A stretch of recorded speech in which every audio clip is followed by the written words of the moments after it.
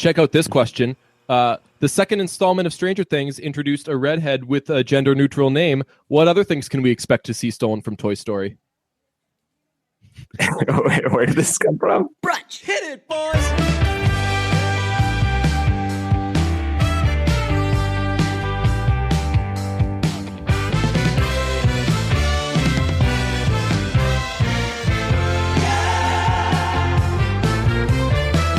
Well, we've got an action-packed episode today. We've got Randy Havens from the Netflix show Stranger Things. Also, songs. I'll pick 3. Pete Blackburn will pick 3.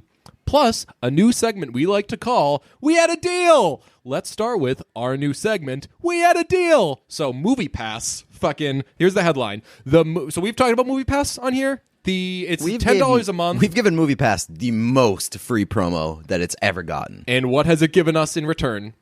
It's fucked us. Here's the headline. The movie-a-day deal for MoviePass probably won't last much longer. So basically, the deal is $10 a month. You can see one movie a day. Amazing deal. It's love the best. It came out, we were like, how the fuck can you beat it? Yeah, we were like, that doesn't make sense. It's going to ruin the world, but fuck, Trump's America, the world's ruined anyway. Let's do it. Let's sign up for this. And we have been loving it. Side note, I've only been using it for like a week and a half because it took me a long time to figure out how to use. I did not have location services on my phone. But I didn't say to do that. Yes. But it has really kind of changed our lives. It makes seeing bad movies... It makes it sting less. Like, you get to go see The Snowman, right, and basically see it for free. We never say, and sometimes we'll do this with, if we have to download a movie or something, we're like, I'm not going to fucking pay. This isn't streaming. I'm not paying for that shit. You don't get that with MoviePass. You just go see that shit for free. Again, I saw Happy Death Day, I think on back-to-back days, and I'm just totally fine with it. Loved it. That's because that's a great movie. You know that they used to... One of the things was that you could not see a movie multiple times on MoviePass. Really? Yeah, but they changed that. Wow. So I'm reading this story. Apparently AMC was trying to get out of the MoviePass thing. The movie theaters They were trying to disassociate from it. So before it started getting all the rave reviews... MoviePass was $50 a month, and then they dropped it down to $10 a month. Yeah, and that's when AMC was like, "Whoa, right? Like that's less than one ticket usually." Yeah. So I guess a lot of the theaters were pissed when they dropped it down to $10 a month. But they just, I've still been using it. I've right, been they fucking kind of living at AMC. Me and the rats. Just but having a AMC ball. was trying to get out of it or looking for a way to opt out of it. And so I guess that's why now MoviePass is quietly updated its terms of services, or they tried to be quiet about it, and then people caught on. They were like, whoa here. Yeah. So basically, let's pull it up. The terms of service update agreement says MoviePass reserves the right to change the rules of moviegoing attendance and ticket availability to members in connection with the service at any time. MoviePass reserves the right to change from time to time the number of eligible movies a member can see per month. MoviePass reserves the right to offer members a new price option if they exceed watching a certain amount of movies per month. That was a lot of things. That wasn't the deal. That's not what I signed up for. Right. I signed up for the deal that made no fucking sense in the first place because it was so ridiculously good for me. You can't go change it and say, like, maybe it won't be as good for you. That's not how it works. I've grown accustomed to a certain lifestyle here. Exactly. That's my big takeaway is like this thing has changed my life.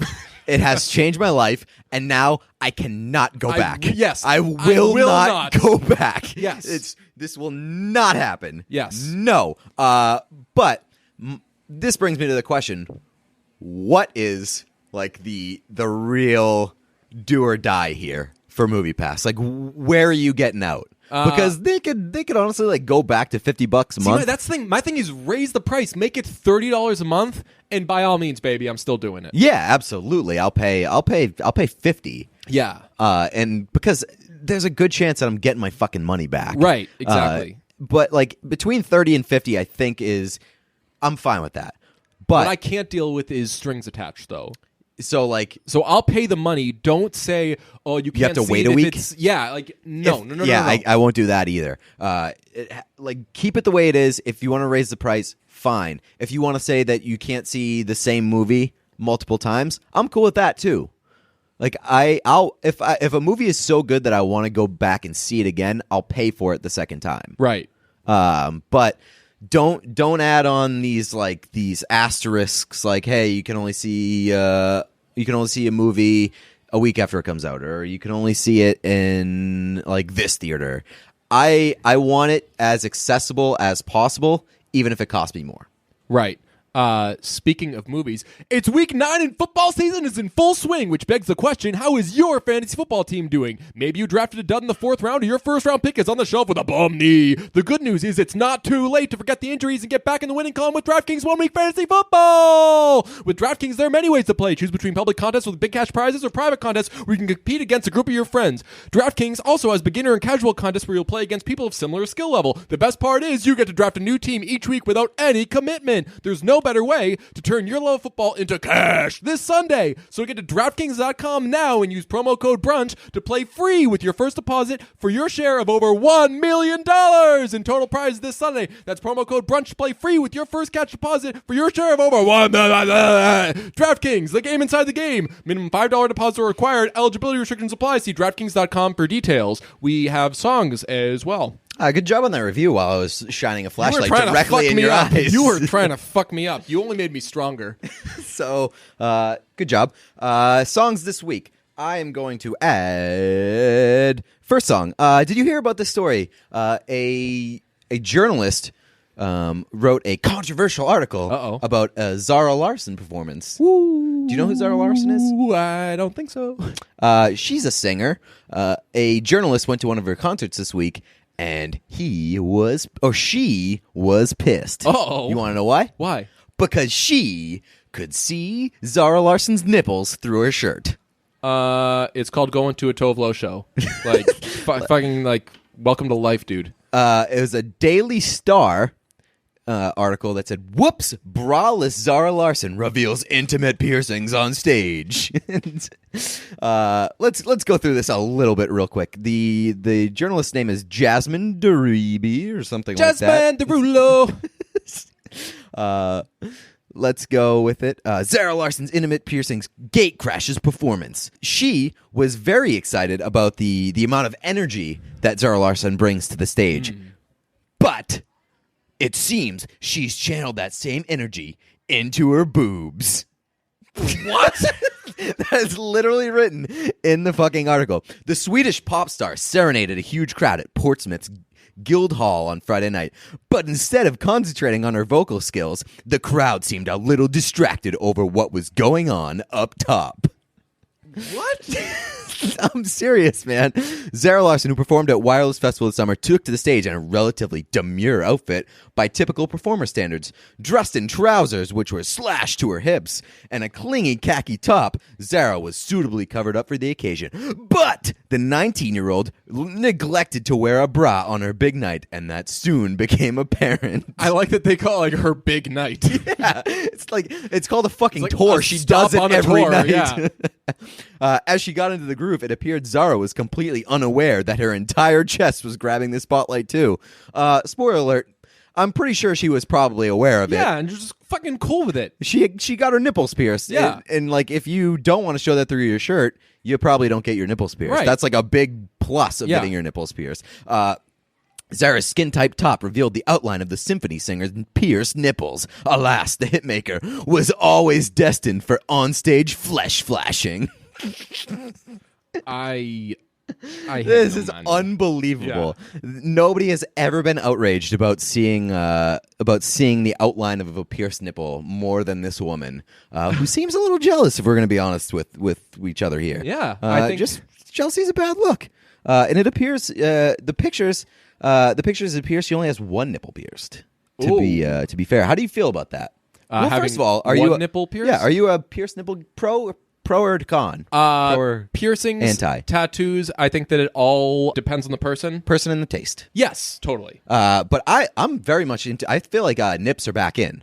Nips, yeah, nips are back in. Yeah, nice. Well, not even just pierced nips. Nipples are just back in. Braless nips through the shirt. That's that's hot on the streets these days. Yes, that's become a big look. So this person is very out of touch. Does not realize that. They're throwing it back to the kind of '90s Rachel kind of look. Yes, absolutely. Who buy them. The fact that she was even on Those nips were out there. Yeah, the fact that she was even on basic cable with those things. Yeah. Wild. But yeah, I mean, this is hilarious just because there's nobody normal that would look at that and be like, oh, I can't concentrate on this concert because the nips are out. Right. It's fucking see some nips for me one time. relax. Yeah. It's and she looks great. So on that note, I'm adding some Zara Larsson to the playlist because I'm very pro nip and very pro pierce nip. So good for good her. that we're putting this stance out there. I actually think that we have made that stance that we like boobs and nipples. We And like dicks. breasts. We like We're it all. very inclusive. All. Yes. Although I am very anti pierced dick. There's no need for that. Well, you're offending me, but go on. So I'm going to add "Never Forget You" by Zara Larsson and M-Neck. Do you know that song? I'd nenever heard of Zara Larsson before this story. So I mean, this is a great You were thing doing for your daily nipple Google and Yes, came across it. I have Google alerts for nipples, and this came across my feed. No, but this is a great thing for her because I didn't know who she was, or I'd never heard her name before. I definitely know her songs. This one, that "Never Forget You," is "I'll never forget you. You'll never be by my side." Okay, so that's my Chainsmokers saying it. Yeah. So I'm adding that. I'm also going to add "Paris" by Magic Man. No particular reason. I kind of like that song. Okay. And then third, this is a wild card. "Run Around Sue" by Dion. Oh, and the Belmonts. Am I shaming the Belmonts here? Yeah, you just shamed the Belmonts. Blame it on Apple Music because they don't have the Belmonts. Very problematic. Who do you think's going, hey, because Dion's doing the, Yeah. So that's the best part of the song is the Belmonts. So do you know Houndmouth cover that song? I do, and it's very, very good. Yes. It's just a fucking classic song. Great scene in the movie. I think it's Little Big League, where they start to go on a winning streak. They do a little montage, and they're playing that's a great Run Around Sue. It's where the team's starting to kind of find their way. That's a top montage song. But also would be remiss to point out that song's problematic. Slut shaming. Oh, huge slut shaming. Yeah. It's just like, that is...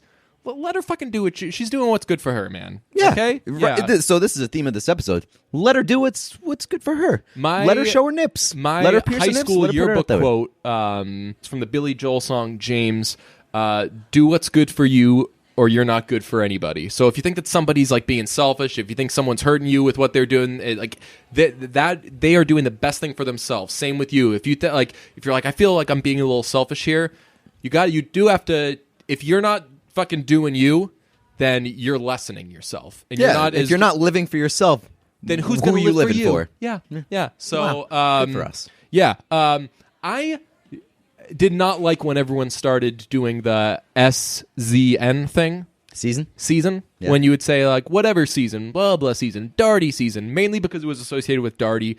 I don't like Darty, never will, hate it. I started to come around when pumpkin season became a thing. That's pretty great. But it is officially #Christmas season. SZN. Is it though? Oh yeah, Halloween's over. Shouts Gary Streisky tweeted. Since when is Halloween being over the qualifier for Christmas season? Because it always moves up every year. It does. I wanted to bring that up. It's like It it's comes the up sports every year. video game dynamic where every year they bumped it up a little bit, where they would make it. So I think I've made this analogy before, but like Madden 96 would come out in like late 95, and every year they would cheat up a little more, and then like fucking like Madden 2002 came out in like 98. You know, they keep fucking moving the goalposts. So yeah, and it's I really think that it's because they want people to talk about it. Yeah, like Starbucks wants you to talk about the cups. I'm already seeing the things on Instagram too soon. I messaged someone, one of my friends put something on their story. Too soon, Starbucks. I responded, said, You're no, playing right into their fucking not hand. too soon. I haven't spoken to that person forever. They're like, this is how I'm going to hear from DJ right now? Really?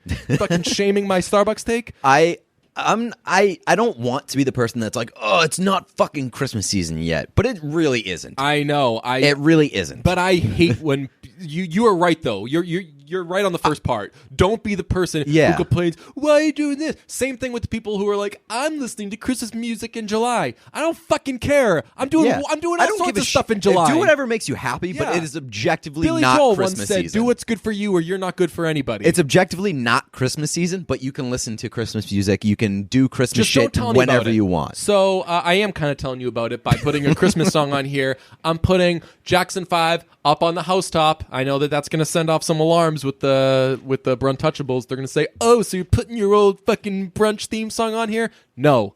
Different songs. I'm going to make a video explaining what's different between that and Up on the Housetop. But Jackson 5's version of Up on the Housetop is just terrific. Love it. Love the lyrics. The bass line is fucking wild. That's one of my favorite bass lines ever. So good. Stranger Things. We got Randy on. They paid for some good-ass music this season. And in the last episode, they play Cyndi Lauper's Time After Time. Great That's song. just a classic slow dance song. I'll never get sick of it. It's just, man, that song is... That's also one of those that's songs a slow dance in your mouth. that you could hear like a few lines of it, a few bars, and it's impossible not to sing Oh, along. God, yeah. So good. Love it. It just fucking melts in your mouth, not in your hands.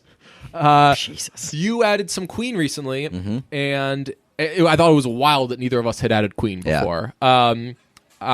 We both love Queen a lot, and I was thinking of which songs to add by Queen. So I was gonna add one of their big hits, "Don't Stop Me Now," because I'm a big fan of when there's like a fun little dynamic thing in play, and it's crazy for a song that rocks as much as "Don't Stop Me Now." There isn't any guitar in that song until the solo. Like what they're able to fucking do with so little in that song is great. So that got me thinking about all the little fun tricks that Queen uses, because there's no fun studio tricks bands like the Beatles and Queen. Those are the fucking big two. The stuff they did was wild. I was gonna add Seaside Rendezvous because that's just such a gay song. It's just such a flamboyant gay song, and that's really on brand with brunch. Not gonna do that. I'm gonna add Good Company, which it's on Night at the Opera. It's a Brian May song, and there's an entire Dixieland section at the end, the fucking horns and the clarinets and all that shit, but it's all on guitar and just fucking orchestrated by Brian May. That guy's a fucking genius. So that's like in my probably top 5 Queen songs. So Good Company by Queen. You know what else I love? What? Tie Your Mother Down. Tie Your Mother Down's awesome. That's another Brian May song. Which we'll get to Tying Your Mother Down later with the interview with Randy, because Randy is making the moves on Mrs. Blackburn. In fact, let's get to that now. Randy's back. Randy, right off the bat, we have a surprise for you. Let's give him to it, Pete. Yeah, Randy! Good job, you guys. Randy! Yes! Thank you. You were great. For that surprise. You were great, and I love that when you get into season 2 of Stranger Things, they just immediately hit you with some Randy, Mr. Clarke, right off the bat, and very chipper. Yeah, well, he loves life. Extremely chipper. I saw that you tweet about it. You said that that was improvised. The My Lord was improvised. The Lord was improvised. Yeah, absolutely. That's just two kings going back and forth there. I know that's a real Gayton. You and Gayton just dueling aces. Fucking Monica and Rachel. He is. It's really difficult to work with. Really? Because he's very funny. Oh, okay. He's a complete professional and a really nice guy. I just wanted you guys to have that soundbite.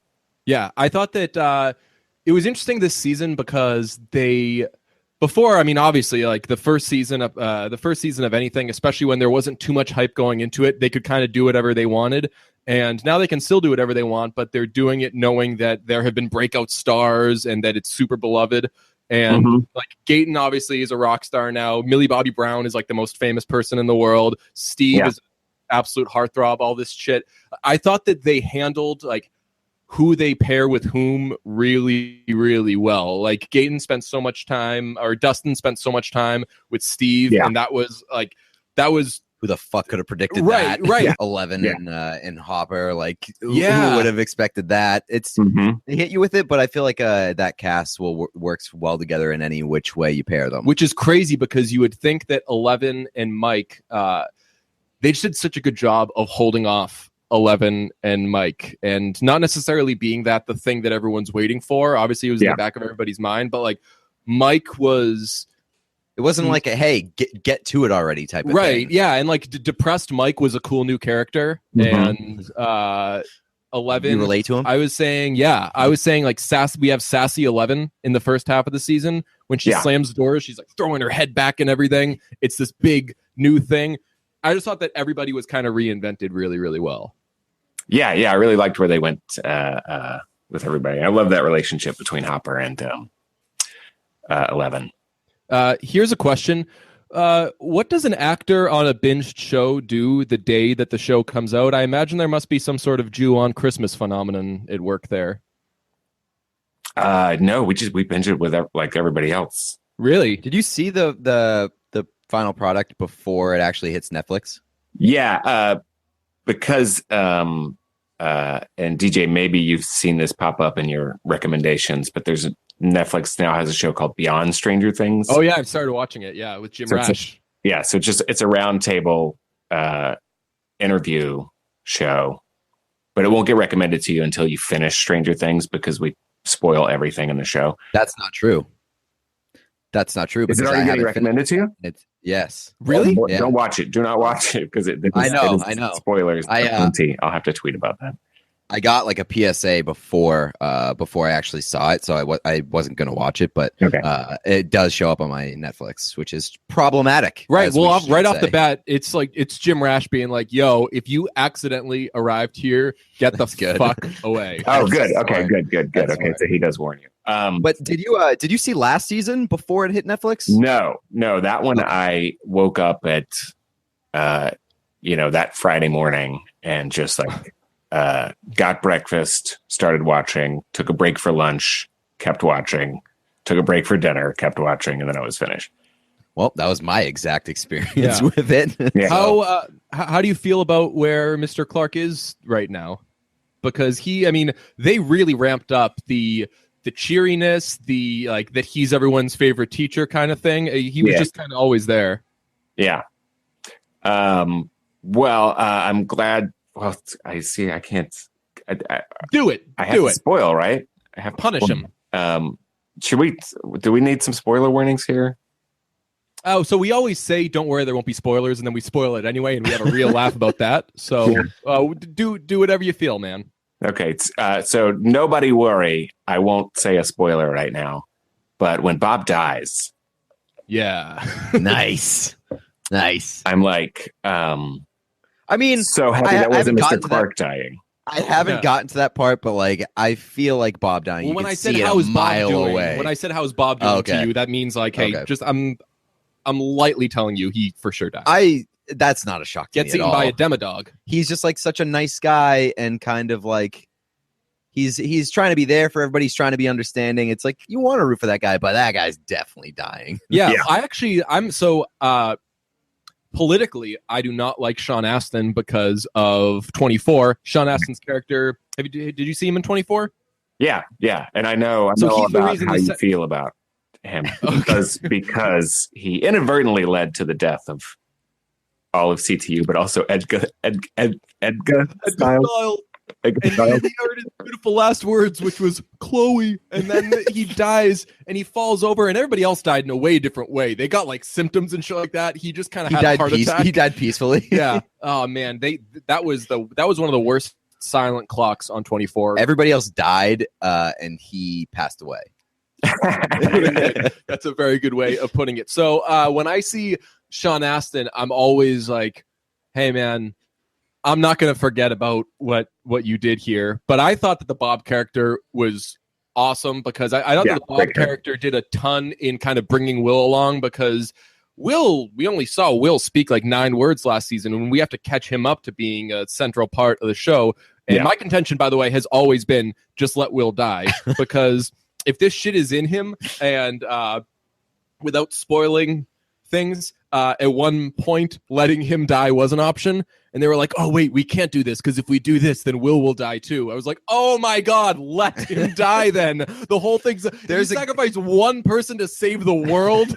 There's a guy in the building, the mental hospital, whatever it is, who's like recommends it. He's like, well, if he dies, he dies. Yeah. And Paul Reiser says, say that shit to me one more again. Say that shit one more again. I was like, that's a DJ's character right there. It's like, nah, fuck this kid. Right. Let's talk about Paul Reiser. Did you know that he was in The Graduate? No. Yeah, he was in The Graduate when Dustin Hoffman is staying in that place at the college, and the landlord doesn't like him because he thinks that he's a what does he think? What's the word? It's not troublemaker, but something like that. Yeah, something like that. You know, and there's a confrontation when Elaine comes and she's yelling, and the guy comes. He's like, "That's it, you're out." And he peeks his head out and he's like, "We're fine, everything's okay." And then Paul Reiser in the background says, "Hey, you want me to get a cup?" And it's like a young Paul Reiser. Oh, wow. I feel like there's a few of those in The Graduate where you're just like, isn't like Richard Dreyfuss in it for like a... Shit, you know what? That is Richard Dreyfuss. That's not Paul Reiser. Wait, what? Fuck. That's hilarious. Awesome. Paul Reiser, not in The Graduate. Confirmed. Definitely Richard Dreyfuss. Back to Mr. Clarke potentially dying, but not dying. We discussed the possibility of you dying before the season came out, and we came to the conclusion. We came to the conclusion that it would probably be better for our brand if you had passed away. So, how does it feel to be super selfish? I think we'd all get the death bump. Yes, yep. For sure. You guys would definitely benefit from that because I'm sure this would be the first show that I'd go on after dying. Well, yeah, we'd be like we're like Tupac's friends, you know? So people still worry about Tupac's friends, I think. Or, you know, better, we're Tupac's mom. You know, when Tupac and Biggie's mom presented that award together and it was this big, beautiful thing, that's kind of what it would be. Like if Mr. Clarke died, we'd be delivering the eulogy at the funeral. Yeah. Yeah, definitely. Nice. Yeah, that would be, that's going to be how you get on the show. We're glad you're still here, kind of, maybe. Check out this question. The second installment of Stranger Things introduced a redhead with a gender-neutral name. What other things can we expect to see stolen from Toy Story? Where did this come from? Did you come up with that on your own? Yeah. Nice. Do you get that? No, so Max, and in the second neutral? Toy Story, they bring in what's her name? Jessie. Yeah. Oh. So you don't need to answer that question. I just thought it was a really funny observation. Well, you do know that Andrew Stanton is directed a couple episodes of the show this season. Really? So maybe he's just kind of repeating ideas. And you know, he is super Pixar guy.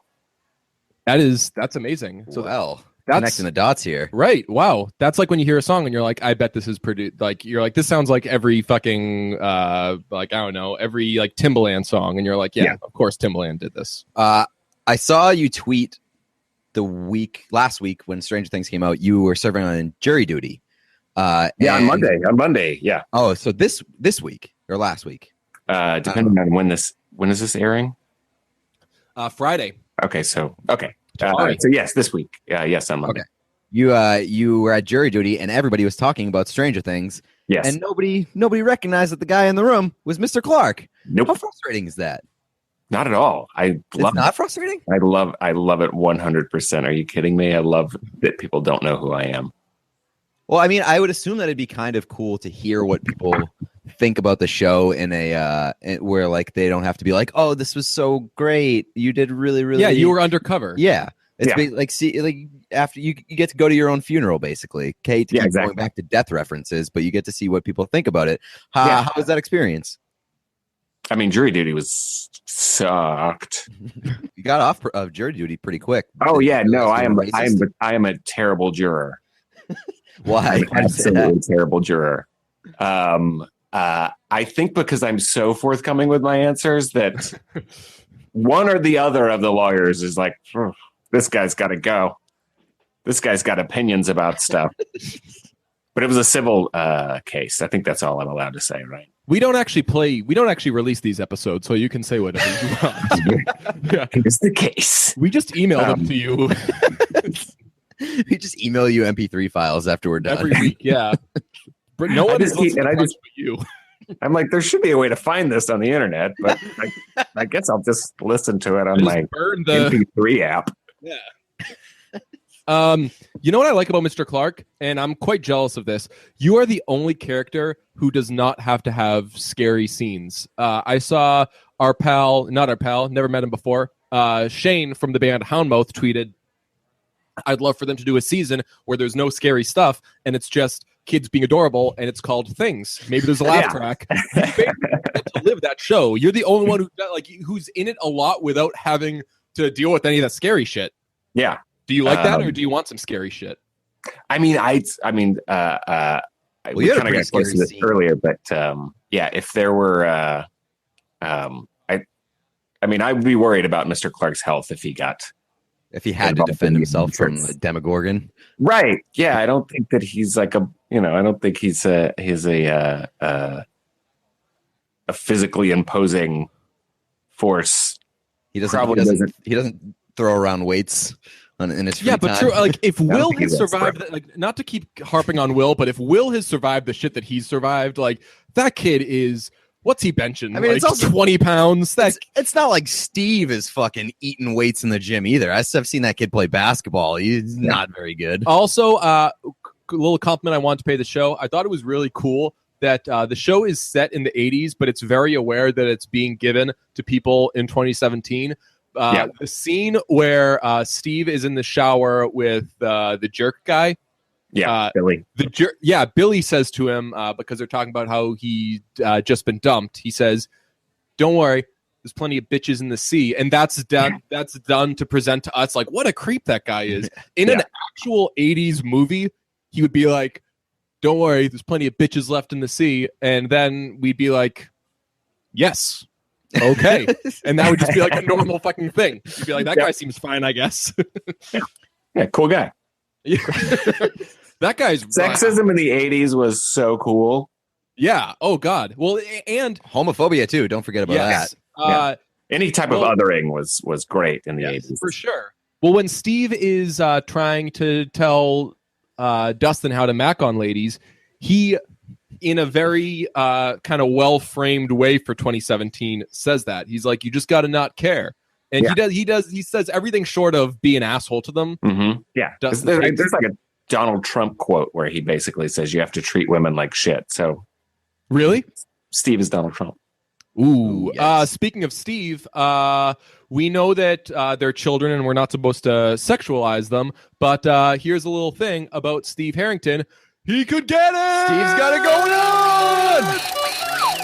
This DJ is breaking all the knobs off. He's a very good-looking man. Yes. He has a fucking head of hair. Mm-hmm. Are you at all worried about the hair situation on the show? Because it used to be like, quick, name hair, and people would say either Steve's hair or your mustache. Now, Eleven's got hair, and when she's an outcast, she's got awesome hair. You got Dustin with the Steve hair. They're really kind of cramping your style. I mean, look. Yeah, no, I'm seriously worried about it. I can't emphasize this. I wish I'd come up with something great to say right here, but no. Will you pivot with your hair situation? Maybe as it goes to the late 80s, maybe you, I don't know, work in some other shit. Yeah, I'll do like a goatee. You should do like a handlebar mustache next season. Okay. All right. Yeah, I style, like waxed and everything with the twist. Yes. I could see you at the twist at the end. I could see that for sure. I do want to issue a correction. There has been one scary scene with Mr. Clarke, and it was last season where you almost had sex. Ooh. And that's very scary. Very scary. In the 80s, yeah, for sure. No, I think it's still pretty scary. Sex? Yes. Were you going to have a demogorgy? How about that? Nailed it. I don't think sex is scary. Do you think sex is scary? No, it's horrifying. Okay, so maybe the most scary thing in the world. Yeah, for sure. I'll let my mom know that you don't think sex is scary, though. I don't know if that's a plus or a minus. Maybe she wants something a little dangerous. So what are your thoughts on the whole "my mom thinks you're cute" situation? We haven't addressed this yet, other than in the past. You just said sup. I am. I'm about it. You're about it. That's such a good answer. Your new daddy. Are you willing to take on this baggage? Yeah. Okay. Are you willing to call me daddy? Well, I don't think I'm. We call you definitely daddy not- behind your back anyway. You're in our phone as Zaddy, so I think that it's quite all right. Do you know who Josh Tillman would have played? Because now that I've seen the show, and I know like Father John Misty had been contacted about being on the show, and he said no, so he could tell everyone that he said no. And do you know what role they had in mind? Was he going to be the Brett Gelman, or was he going to be one of the outcasts or something? I would think it was. This is what I thought when I saw that he said that. I thought it would either be the Brett Gelman or one of the farmers. I'm sorry, one of the what? Sorry, One of the farmers. Ooh, Interesting. yeah, that makes sense. I mean, him as the Brett Gelman character would be perfect in my mind. Just him like laying out that like these two teenagers should definitely have sex with each other because it'll just make everything easier. I can see Father John Misty just going on a rant, just like picking their brains, where maybe the adults shouldn't be picking the children's brains and handing them alcohol. Yes. Yeah. Well, so the alcohol would have to be replaced with alcohol and LSD, but I could very much see that. Fuck, that would have been a wild episode. What do you think was the most problematic piece of this season? Billy is definitely problematic. Yes. Yeah, I would agree with that. But I mean, like he's designed to be problematic. Yeah. But like, do you think there are any unintentional problematic things? I can't diss the show. Say like a grown man living in a hunkered down safe house handing teenagers bottles of vodka. Okay, I mean that is a very problematic situation, and like forcing them to have being sex like, with I each other. demand you to have sex with each other. Like that guy definitely has cameras all up in his place, and then like asking afterwards how it was to get like a recap. Yeah, yeah. Like how was it? And then he just like accidentally drops his food. Speaking of having sex with moms, do you think that Billy and Mike's mom sealed the deal? No, Billy was on a mission, but I think Billy was like planting the seed for later. Right. He was like, I'm seducing you to get what I want, but also I'm seducing you. Let's be real. Yeah, I think we're seeing like the blossoms of something really beautiful coming up. Also, Mike's mom in the bathrobe, just very tasteful, very nice stuff. A great scene. One of my favorite scenes all season. Yes. Because it felt like a little break, like right in the middle of like a bunch of stressful stuff to just have like this nice little comedic scene with her sort of romance novel fantasies coming to life. Right. And sex sells. It's hard to do that, though, when you have a show about a bunch of children. Season 1, they had to use you. Season 2, they use Mike's mom. Yeah. So, upgrade or downgrade? Upgrade. Maybe season 3. Mrs. Wheeler is super hot. Maybe season 3, your paths cross, and it's like, hey, we've each seen the first 2 seasons. I'm active. You're active. What do you say we do this? I don't know how Mr. Clarke feels about sex outside of marriage. Little PT, or at least active adultery. Ooh, yeah. Speaking of Billy and problematic and sex selling and all that other stuff, one of the scenes that I found problematic was he was working out while smoking a cigarette and drinking a beer. That's not Watch healthy. American Beauty for me one time. Problematic Kevin Spacey. Oh, true. So Kevin Spacey very right back around. Yeah. You saw Happy Death Day. Yeah. Great. Loved it. So fucking good. Pete's favorite movie. That movie was so stupid. I know. I listened to the review. I know that Pete, you had some real problems. But it's so I agree that it was really stupid, but that's what I loved about it. Yeah, no, I feel like it knew there was an awareness to what it was. If they had released that movie after The Snowman, I probably would have appreciated it more. Like if I saw a movie fresh off The Snowman, I would have been like, "Hey, that wasn't that bad." I saw The Snowman. It'd be like the Pepsi challenge, kind of. You know, like you do one, then you reset your palate, then you see this other one, you're like, "Wow, this one's way better." Yeah. Yeah. I think that might have helped. You have agreed. We've discussed in this. You have agreed to be a guest on our movie review episodes. Yeah, for sure. One coming up. We don't know which one yet. You'll have Godzilla! No, that's not. You cannot be a guest on a movie in which you're in. Yeah, I would only review that one scene. The one scene where you are revealed to be Godzilla. I'd be like, brilliant acting. Randy Havens as Godzilla. That was a good accent. Can you do a Chinese accent? I can't. I can't. Not physically, I probably could, but I can't. Is that the second? That's the second time we've tried to. Cornea. Trying to sneak one in there. Yeah. What else do you The have best part on? is if you did that, we would fucking lay into you. We'd be like, Randy, That would not be on very this, problematic. not on this program. we'd do like a half an hour more of this interview, but then when we posted the show, we'd immediately cut the audio. Like we dropped you from the show immediately because that was way too problematic. Yeah, we would say we're suspending all Randy appearances, and then we would not release the episode. Yeah. I don't what else do you have going on in your life at this point? It's funny. It's something where we talked about on the last show that I was on.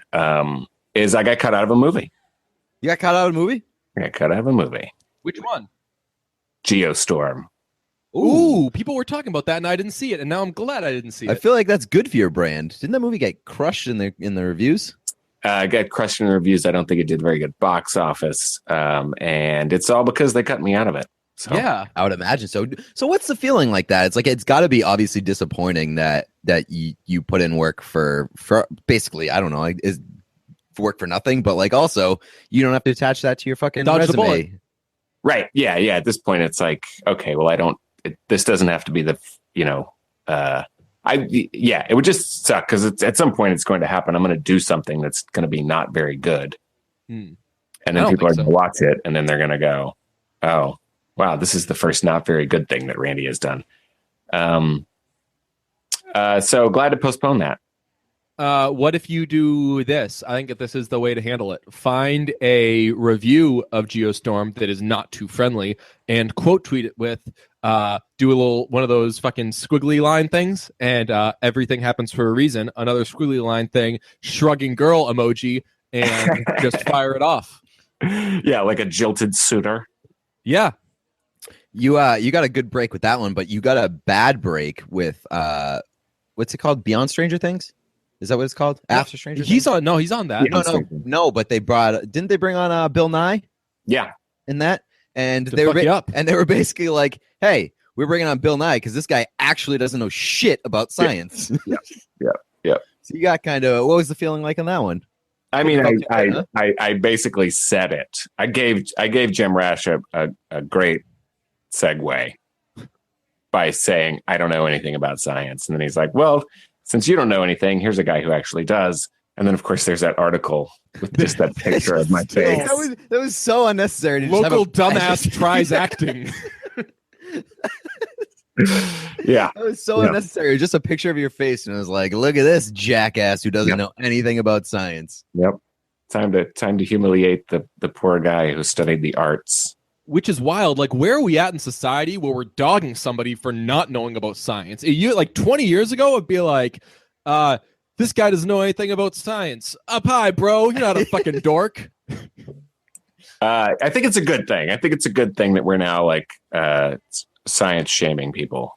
Well, Yeah. I mean, not the president. The president Yeah. doesn't believe in science That's true. or global warming or Or things that anything, matter. really. Yeah. What was He's it? a nihilist.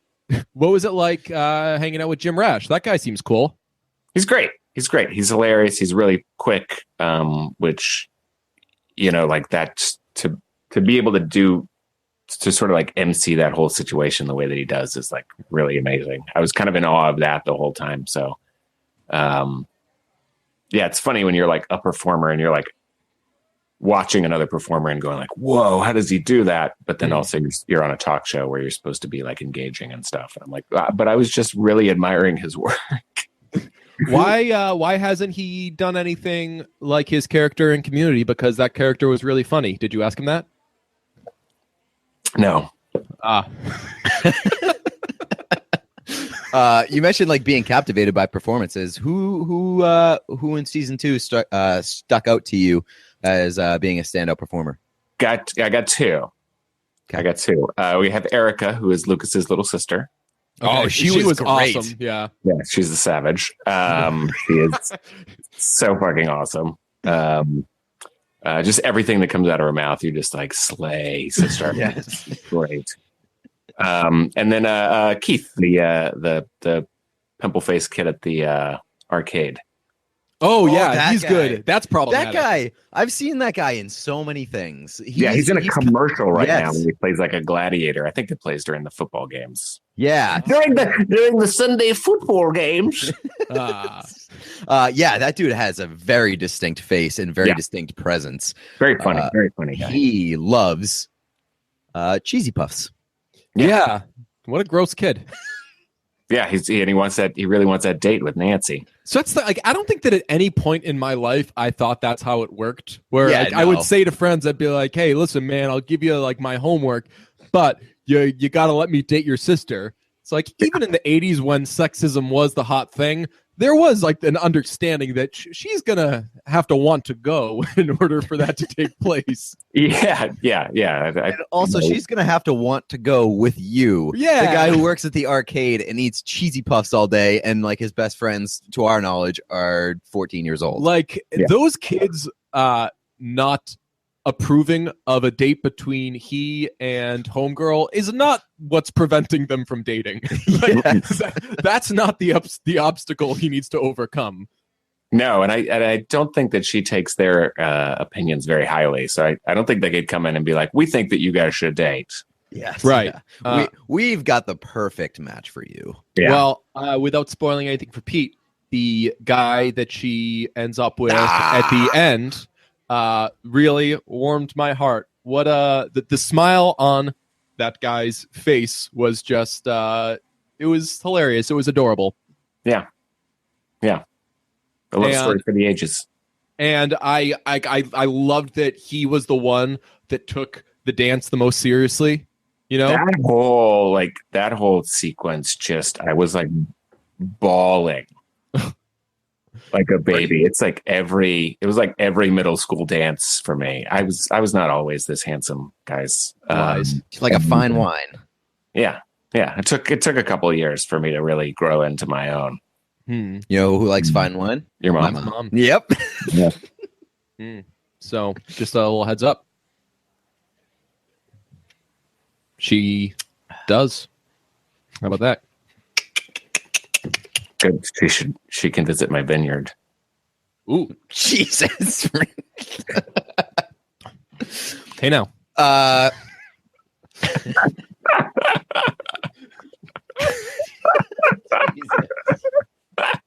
How about Pete's like, oh, gross, terrible. He started the entire thing. Oh, yeah. Like 1,000%. Yeah, I definitely did. I don't like the terminology of imagery. my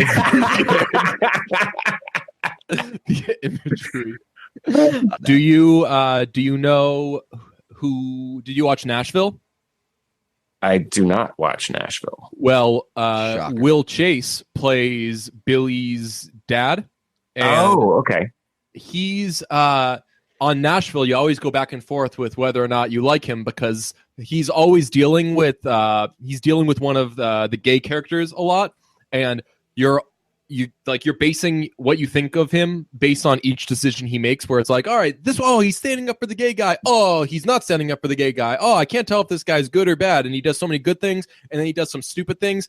And so his character exited the show while I was kind of still on the fence, and then they bring him into Stranger Things, and he comes in throwing hard F's around and fucking mind made up. Will Chase, problematic. Yeah, he's problematic.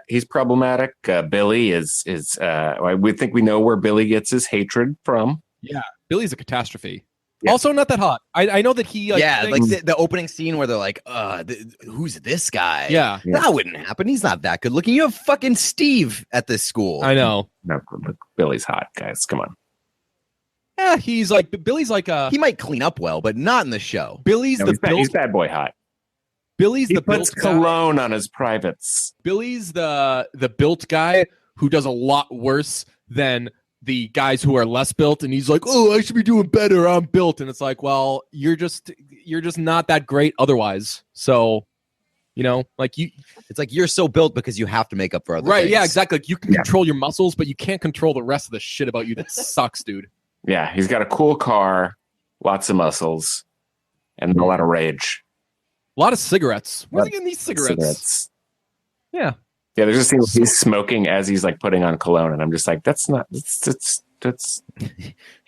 just out here, man. Yeah. You know what I like to use for a scent? Do you guys know what bay rum is? Yeah. Yeah, spray some of that shit. You smell like barbershop. I actually do that. So do I. I have like a huge bottle, and I just like splash a bunch into my hand, and I get it all over my hands like this, and then go all the way around. Oh, that's what I do. Yeah, it's good, and it's nice, and it's a subtle scent too. It's not too overwhelming. Right. It's got like there's I don't want to be problematic, but when I use this word, but it's a very masculine scent, you know. But it's not. I'm trying to smell masculine. Yeah. It's just you gotta like be getting a hug for somebody to catch a whiff. Yes, exactly. And then that hug, you know, like they'll hold the hug for just a second too long because they're like, God, you smell good. Yes, I think that's why I have no idea what this is, because it's like a masculine thing. You probably have to present like a card when masculine, you buy it. Hugging. Yeah. I try to buy this stuff, and they like ask to see my ID, and they're like, "You're not old enough yet. Sorry." Like, you gotta be old enough to shave first, kid. I don't know whose voice that is. It reminds me of somebody, but I'm just Randy. When you're the cab driver in Home Alone 2. Yeah, that's me. Yes. When you move into my house, maybe you can introduce me to it. It'll be like a nice father-son bonding moment. Yeah, you can take away Pete's bottle of Adidas Moves, and actually, I use Axe body spray. Ooh, nice. Yeah, we gotta get rid of that. That's for boys. I can't wait to be a man. And it's now time for you to smell like a man. The funny thing is, I'm gonna spray some bay rum for Pete, and he actually is gonna be like, "Wow, obsessed." It's a great scent. I can't believe you have a spray. Mine's like a splash. Oh, you do? Yeah, I've got it. I've got it in a bottle because my barbershop is fucking heavy on the bay rum. So I just loved the way I smelled every time I went to the barbershop that I looked up like, how the fuck do I get bay rum? Mm-hmm. And yeah, same. I went to like an old timey, like one of those old timey barbershops. Yeah. To get like a nice shave. And that's where I discovered it. And I was like, what is that heavenly scent? And he was like, bay rum. And I was like, I'm on it. Mm. This episode is brought to you by bay rum. Randy, you want to let them know what they can do when they get bay rum? What they can do with the bay rum? Nope. When they go to buy the bay rum, what do they do? How do they get it? Oh, you just put in a code name brunch. Oh yeah. Thank you very much. Boom. Smart man. Yes. Boom. That's 10%. That takes that a couple years. No. You just say promo code brunch, and then they let you continue with the transaction. Oh, you can't even buy it before you use promo code brunch. That's what we do. That's our deal with our customers. Use promo code brunch, buy the stuff, we'll send it to you. That's the brunch guarantee. Except there have been a couple of shipping errors sometimes, so that actually would not be. So maybe there's an asterisk there. It's not an actual guarantee. This DJ is breaking all the knobs off. I've got to say, I would have liked if the Toy Story joke was better received. I thought it was great. You were very excited about it. I told you beforehand, I said, I've got a question that is so good, it's going to knock your socks off. I'm not even going to tell you what it is because I want to get your genuine reaction. Randy did not give a fuck. He did not, but I did appreciate it. I love Randy. He's the fucking best. Yeah. And like in all seriousness, if he wants to date my mom, I'm totally cool with it. Yeah. We have some reviews that we should get to before we say goodbye for the weekend. Okay. This one from Royce No Rolls. Pete is awesome, and I love DJ too. Been listening. Is that really the fucking review? Yeah. No, that's the name of the review. It says, Pete is awesome and I love DJ too. Been listening to the Monday, Friday episodes for a few months now, but it wasn't until I went back and listened to the old There's a Reason Snow is Cold episode. What? Do you know what that is? I don't think that we did that. There's a Reason Snow is Cold episode that I realized that I had to leave a review for brunch. The episode featured Michael Fassbender, who talked Oh, maybe this is one of the. This is when we said review an episode that hasn't happened. Yes. Okay. Yeah, wow. Thank you. This is really digging back into the archives. But it wasn't till I went back and listened to there's a Reason Snow is Cold episode that I realized I had to leave a review for brunch. The episode featured Michael Fassbender, who talked a little bit about the movie he was working on at the time. In it, he played a detective trying to catch a killer named the Snowman who couldn't seem to be caught. The bad boys warned Fassbender that it seemed like this may not be the best movie to be attached with and joked that, quote, this movie won't get hot in theaters. There's a reason snow is cold. Oh, that's good. End quote. Turns out they were right, but Pete and DJ were able to hook Fassbender up with some people that ended up making a dope trailer for an otherwise trash movie.